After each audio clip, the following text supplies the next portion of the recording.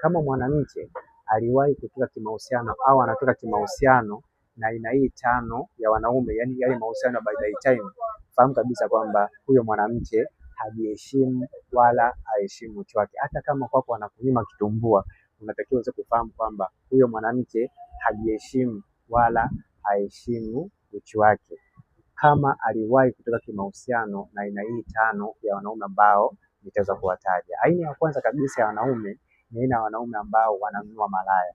Kama mwanamke aliwahi kutoka kimahusiano na aina hii ya wanaume wanaonunua malaya, huyo mwanamke ajiheshimu wala heshimu uchi wake, kwa sababu mwanaume anayenunua malaya utamuona katika marafiki zake jinsi walivyo.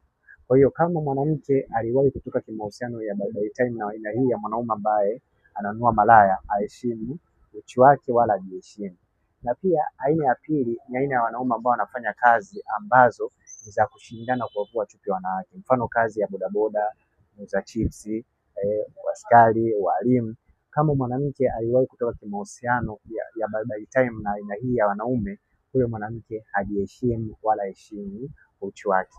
Na pia aina ya pili ya wanaume ni aina ya wanaume ambao wana makundi ya lika lao, yani lika lake. Kama mwanamke aliwahi kutoka au anatoka kimahusiano na aina hii ya wanaume ambao wana makundi ya lika lao, hii ni mojawapo ya aina ya wanaume ambao mwanamke anakuwa hajiheshimu kama alishawahi kutoka nao kwa mahusiano ya by time. Yani mwanamke yote ambaye alishawahi kutoka kimahusiano au anatoka kimahusiano na mwanaume ambaye ana makundi ya lika lake katika mahusiano by time, huyo mwanamke hajiheshimu wala heshimu uchi wake. Na pia aina ya pili ya nne ni aina ya wanaume ambao wapo kwenye ndoa.